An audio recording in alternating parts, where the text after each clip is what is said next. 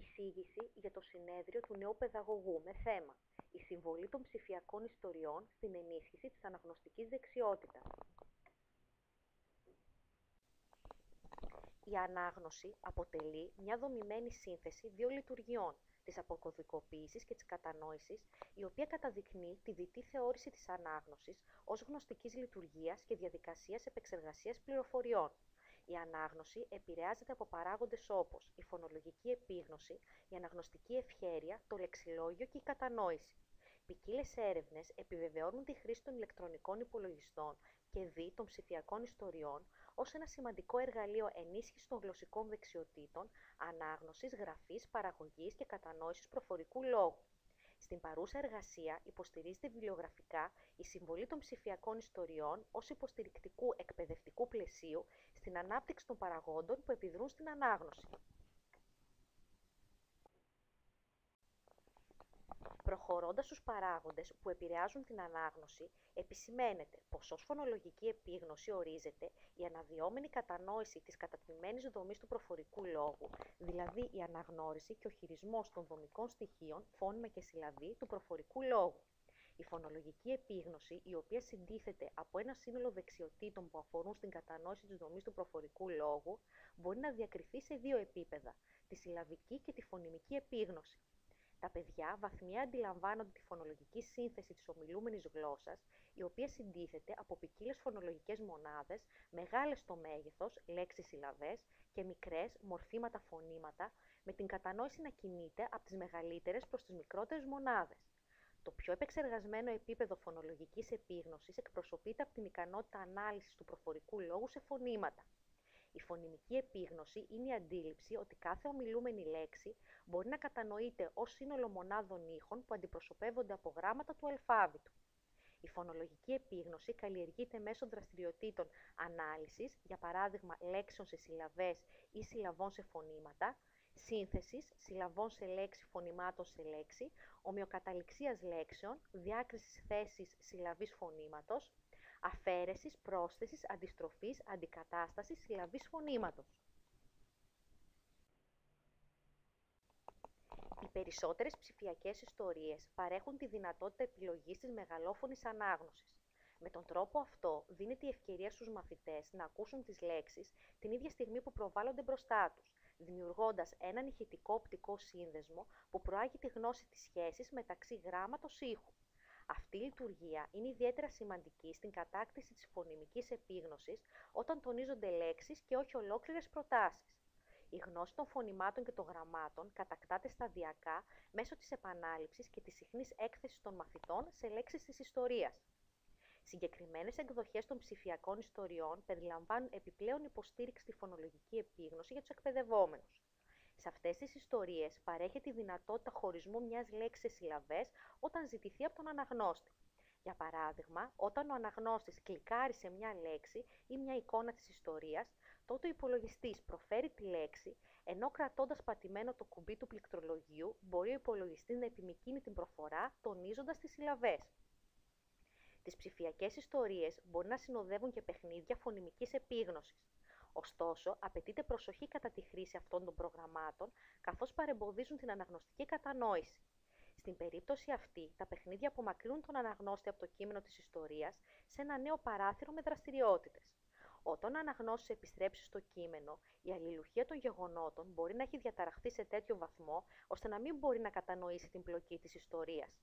Επομένως, κατά την επιλογή ψηφιακών ιστοριών για την τάξη, προτείνεται η επιλογή εκείνων που δεν εισάγουν δραστηριότητες κατά τη διάρκεια της ιστορίας. Επιπλέον, τα ενσωματωμένα παιχνίδια μπορεί να ενθαρρύνουν τα παιδιά να αντιλαμβάνονται την ανάγνωση ως ένα σύνολο από παιχνιώδεις δραστηριότητες και όχι ως μια διαδικασία εξαγωγής και κατασκευής νοήματος μέσω της αλληλεπίδρασης με τη γραπτή μορφή της γλώσσας. Παρ' όλα αυτά, παιχνίδια φωνημικής επίγνωσης ή δραστηριότητες που παρουσιάζονται πριν ή μετά την ανάγνωση μπορούν να συμβάλλουν στην κατάκτηση της ανάγνωσης. Παράλληλα με τη γνώση των γραμμάτων και φωνημάτων, η κατάκτηση της ανάγνωσης επηρεάζεται και από το λεξιλόγιο του αναγνώστη. Αναγνώστες με πιο πλούσιο λεξιλόγιο είναι σε θέση να κατανοήσουν καλύτερα κείμενα με πιο εκλεπτισμένο λόγο. Με τη σειρά της, αυτή η έκθεση σε πιο εκλεπτισμένα κείμενα φέρνει τους αναγνώστες σε επαφή με πιο απαιτητικό λεξιλόγιο. Τα παιδιά μαθαίνουν το λεξιλόγιο μέσα από δύο βασικές διδακτικές προσεγγίσεις: άμεση ή διεξοδική διδασκαλία και έμεση ή υποκρυπτόμενη διδασκαλία, όπως διδακτικές συζητήσεις, σταθμοί συζήτησης, επαναλαμβανόμενη ανάγνωση κειμένων, εκτενής ανάγνωση κειμένων από τα παιδιά, παρακολούθηση τηλεοπτικών προγραμμάτων και βίντεο. Διδακτικές τεχνικές για την ανάπτυξη του λεξιλογίου συνιστούν η παροχή ορισμών, η παροχή παραδειγμάτων αντιπαραδειγμάτων, ο πίνακας των 4 τετραγώνων, η διδασκαλία συνώνυμων και αντίθετων λέξεων, η διεξαγωγή συζητήσεων και η διατύπωση ερωτήσεων. Η διαδικασία εκμάθησης λεξιλογίου περιλαμβάνει τα εξής: κωδικοποίηση και διατήρηση της φωνολογικής αναπαράστασης της λέξης στη μνήμη, άντληση στοιχείων από το σημασιολογικό, συντακτικό και εικονογραφικό πλαίσιο για την αναζήτηση του πιθανού νοήματος της νέας λέξης, καθώς και επιλογή και διαμόρφωσή του, συσχέτιση της πιθανής σημασίας της νέας λέξης με τη φωνολογική της αναπαράσταση και ενσωμάτωση και αποθήκευση της νέας γνώσης στην υπάρχουσα γνωσιολογική βάση. Όπως σημειώθηκε, στον εμπλουτισμό του λεξιλογίου συμβάλλει και η μεγαλόφωνη ανάγνωση, δυνατότητα που παρέχουν οι ψηφιακές ιστορίες και ωφελεί ιδιαίτερα τους αδύναμους αναγνώστες, καθώς βοηθά στο να αναπτύξουν τη γνώση μιας λέξης με αργό ρυθμό μέσω της επαναλαμβανόμενης έκθεσης στη λέξη αυτή.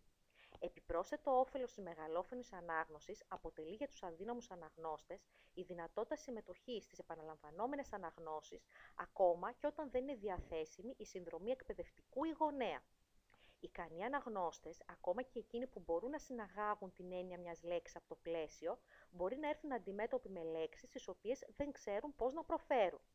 Ωστόσο, η προφορά μιας άγνωστης λέξης επιτυγχάνεται πιο εύκολα όταν ο υπολογιστής προφέρει τη λέξη για τον αναγνώστη την ίδια στιγμή που εκείνη προβάλλεται, εξασφαλίζοντας πιο ακριβή προφορά. Αυτή η στήριξη είναι σημαντική ακόμη και για ικανούς αναγνώστες που μπορούν να θέσουν σε εφαρμογή όσα γνωρίζουν σχετικά με τη σημασιολογία, τη σύνταξη και τη φωνολογία και εξακολουθούν να έχουν λανθασμένη προφορά.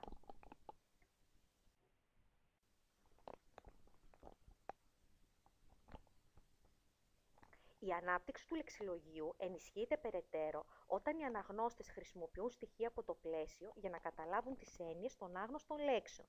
Οι ψηφιακές ιστορίες περιλαμβάνουν κινούμενα γραφικά και ακουστικά εφέ που παρέχουν καλύτερη υποστήριξη από τα στατικά συμβατικά κείμενα. Έχει υποστηριχθεί πως τα διάφορα οπτικοακουστικά εφέ συμβάλλουν στην εστίαση της προσοχής σε σημαντικές οπτικές λεπτομέρειες, ενώ παράλληλα υποστηρίζουν την κατανόηση των συμφραζομένων. Όταν οι χαρακτήρες της ιστορίας αντιδρούν οπτικά, για παράδειγμα με εκφράσεις ή χειρονομίες σε ένα γεγονός μέσω των κινουμένων σχεδίων, είναι πιο εύκολο για τους αναγνώστες να συμπεράνουν το νόημα της λέξης. Όταν οι αναγνώστες, μη γνωρίζοντας μία λέξη, παρακολουθήσουν ένα γεγονός που εξηγεί αυτή τη λέξη ή έννοια, εκείνη συνδέεται με την άγνωστη λέξη. Ορισμένες ψηφιακές ιστορίες περιέχουν πιο σύνθετα διαδραστικά χαρακτηριστικά, όπως υπερσυνδέσμους, που επιτρέπουν στα παιδιά, κλικάροντας σε λέξεις ή στο κείμενο, να μεταπηδήσουν σε ένα νέο κείμενο ή σε περιεχόμενο πολυμέσων. Ως προς τους υπερσυνδέσμους εικόνων, επισημαίνεται πως ταξινομούνται σε κατηγορίες ως αναπόσπαστο τμήμα της κατανόησης, υποστηρικτικό κομμάτι της κατανόησης, φυσικό επακόλουθό της ή βοηθητικές στην κατανόηση της ιστορίας. Η υποστήριξη της άποψης πως οι υπερσύνδεσμοι εικόνων διαταράσσουν την εκμάθηση των λέξεων και την κατανόηση της ιστορίας βασίζεται σε έρευνες με ενήλικες, σύμφωνα με τις οποίες η προσθήκη πληροφοριών που είναι ενδιαφέρουσες, αλλά όχι άμεσα σχετιζόμενες με το απόσπασμα, μπορεί να εμποδίσουν τη μάθηση, καθώς προκαλούν κόπωση και αποσπούν την προσοχή των αναγνωστών. Δυστυχώς, όλα τα στοιχεία του πλαισίου στα συμβατικά κείμενα δεν μπορούν να παρέχουν επαρκείς πληροφορίες που επιτρέπουν στον αναγνώστη να ορίσει μια λέξη ή έννοια. Έχει επισημανθεί ότι οι ενδείξεις του πλαισίου είναι πιο υποστηρικτικές όταν περιέχουν ορισμούς εννοιών ή λέξεων. Συνεπώς, ένας από τους τρόπους με τους οποίους οι διαδραστικές ψηφιακές ιστορίες μπορούν να ενισχύσουν την ανάπτυξη του λεξιλογίου είναι μέσω των υπερσυνδέσμων λέξεων, όπου οι αναγνώστες μπορούν να κλικάρουν σε μία λέξη και να προβληθεί η έννοιά της αμέσως από τον υπολογιστή. Στη γνωστική και εκπαιδευτική ψυχολογία, η αναγνωστική ευχέρεια προσδιορίζεται εργαλειακά ως ικανότητα του αναγνώστη να αναγνωρίζει τις λέξεις με ακρίβεια και ταχύτητα. Η ακρίβεια και η ταχύτητα της ανάγνωσης αποτελούν ενδείξεις της αυτοματοποίησης των αναγνωστικών διεργασιών, οι οποίες προκύπτουν μετά από μακροχρόνια εξάσκηση στο αναγνωστικό έργο και θεωρούνται ως κύριος στόχος της διδασκαλίας της ανάγνωσης. Η αυτοματοποίηση είναι μια σύνθετη έννοια που αφορά στη διαβάθμιση της επίδοσης σε κάποιο επαναλαμβανόμενο έργο και εκτός από τους τομείς της ταχύτητας και ακρίβειας σχετίζεται με την ικανότητα εκούσιας έναρξης, ελέγχου και τερματισμού της εκτέλεσης του έργου, με τη συνειδητή επίγνωση της εκτέλεσης του έργου και με την έκταση των γνωστικών πόρων που απαιτούνται για την εκτέλεσή του. Παράλληλα, έχει προσθεθεί και η προσοδεία στον ορισμό της αναγνωστικής ευχέρειας. Η αυτόματη αναγνώριση λέξεων ή αυτοματοποίηση αναφέρεται στην ακρίβεια της ανάγνωσης και επηρεάζει και τον ρυθμό ανάγνωσης και την προσοδεία ή την ικανότητα να διαβάζει κανείς με εκφραστικό τρόπο παρά την ανάγνωση του κειμένου λέξη προς λέξη. Επισημαίνεται πως οι ψηφιακές ιστορίες διαθέτουν πολλά χαρακτηριστικά που διευκολύνουν τις συνιστώσεις της αναγνωστικής ευχέρειας.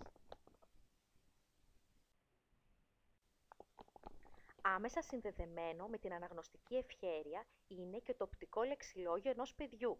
Η αυτόματη αναγνώριση των λέξεων όχι μόνο αυξάνει το ρυθμό της ανάγνωσης, αλλά επενδύει και γνωστικούς πόρους στην κατανόηση του κειμένου.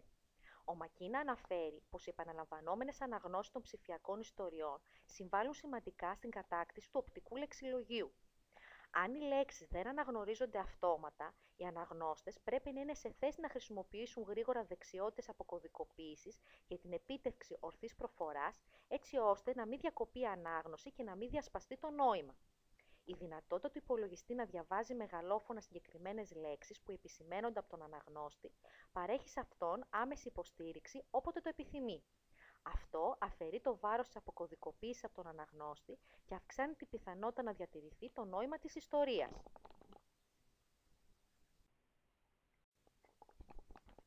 Η αναγνωστική ευχέρεια μπορεί να ενισχυθεί με την εμπλοκή των μαθητών σε επαναλαμβανόμενες αναγνώσεις.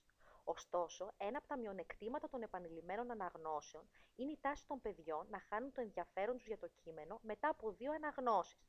Οι ψηφιακές ιστορίες με τη μορφή κινουμένων σχεδίων μπορούν να παρατείνουν το ενδιαφέρον και την εμπλοκή των παιδιών με τα κείμενα μέσω των οπτικοακουστικών εφέ που συμβάλλουν στην ενίσχυση του κινήτρου για ανάγνωση. Τα κίνητρα συνιστούν το κλειδί για την αναγνωστική ευχέρεια, καθώς μπορούν να αυξήσουν την πιθανότητα να αφιερώνουν περισσότερο χρόνο στην ανάγνωση.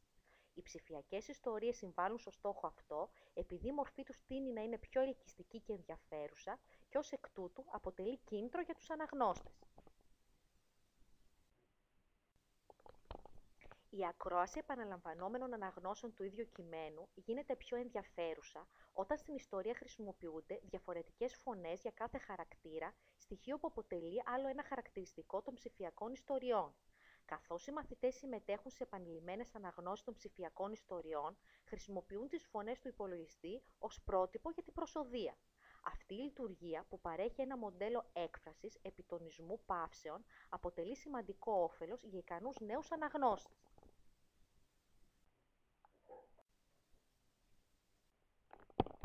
Οι ψηφιακές ιστορίες έχουν άλλο ένα πλεονέκτημα σε σχέση με τις επανειλημμένες αναγνώσεις.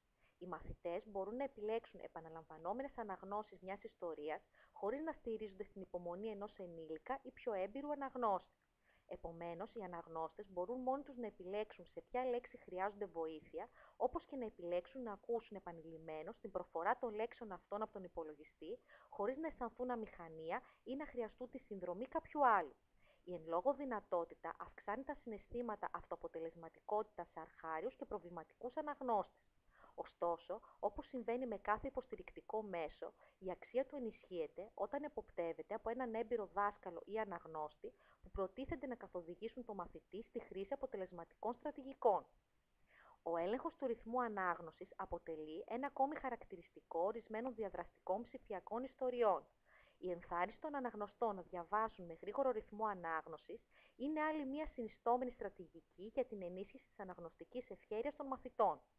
Αυτό μπορεί να επιτευχθεί μέσω της χρήσης των ψηφιακών ιστοριών, καθώς οι μαθητές μπορούν να ενθαρρύνονται να διαβάζουν παράλληλα με τις ψηφιακές ιστορίες σε μια προσπάθεια να προωθήσουν έναν ρυθμό ανάγνωσης που ενισχύει την αναγνωστική ευχέρεια.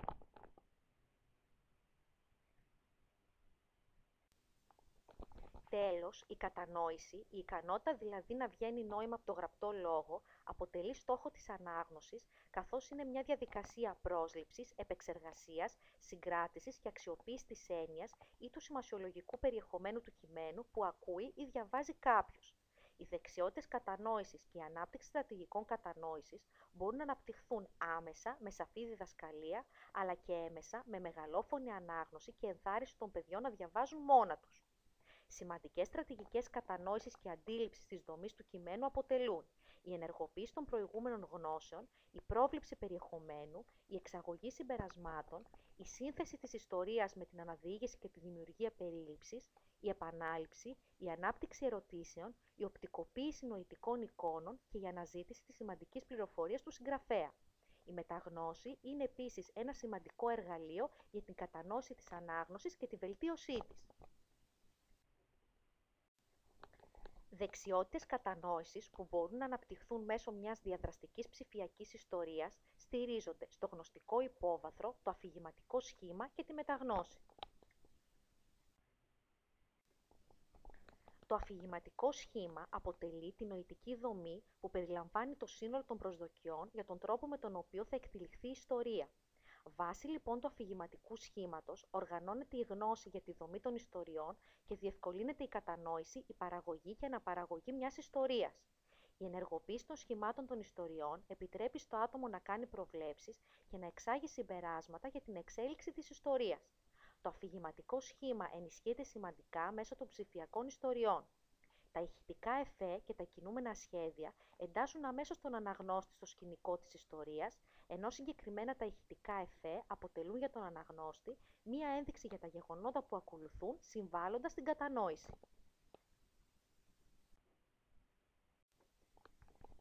Όσον αφορά στην ανάγνωση, η μεταγνώση μπορεί να οριστεί ως η επίγνωση του αναγνώστη σχετικά με τις δικές του στρατηγικές ανάγνωσης και κατανόησης. Η σημασία της μεταγνώσης έχει επισημανθεί από τους Wright and Jacobs ως η ικανότητα του αναγνώστη να σχεδιάζει και να χρησιμοποιεί την προσωπική του στρατηγική. Η μεταγνώση μπορεί να ενισχυθεί μέσω των ψηφιακών ιστοριών, καθώς παρέχεται η δυνατότητα στους αναγνώστες να επιλέξουν τη συμβολή του υπολογιστή στην ανάγνωση, επισημαίνοντας λέξεις στις οποίες χρειάζονται βοήθεια στην προφορά ή τον ορισμό. Μπορούν ακόμη να επιλέξουν τη μεγαλόφωνη ανάγνωση ιστοριών, εφόσον κρίνουν πως χρειάζονται βοήθεια στην ανάγνωση του κειμένου. Από την άλλη πλευρά, το μειονέκτημα σε αυτό το χαρακτηριστικό της ψηφιακής ιστορίας είναι ότι ο υπολογιστής δεν προσφέρει βοήθεια, εκτός αν ο αναγνώστης έχει μεταγνωστική επίγνωση της ανάγκης του για βοήθεια. Επομένως, οι ψηφιακές ιστορίες μπορούν να συμβάλλουν στην ανάπτυξη αυτής της ικανότητας, αν ο αναγνώστης έχει κατακτήσει σε κάποιο βαθμό τη μεταγνωστική επίγνωση. Αν ο αναγνώστης που δεν έχει κατακτήσει τη μεταγνωστική επίγνωση επιλέγει τη μεγαλόφωνη ανάγνωση ιστοριών και έρχεται αντιμέτωπος με μια άγνωστη λέξη, ο υπολογιστής δεν μπορεί να γνωρίζει πως η λέξη είναι άγνωστη σε αυτόν και επομένως δεν μπορεί να τον προτρέψει στη χρήση διορθωτικών στρατηγικών για την εξαγωγή νοήματος. Συμπερασματικά αναφέρεται πως οι ψηφιακές ιστορίες μπορούν να αποτελέσουν ένα εκπαιδευτικό υποστηρικτικό μέσο για την ενίσχυση των παραγόντων που επηρεάζουν την ανάγνωση, ενσωματώνοντας τη τεχνολογία στην εκπαίδευση με αποτελεσματικό τρόπο.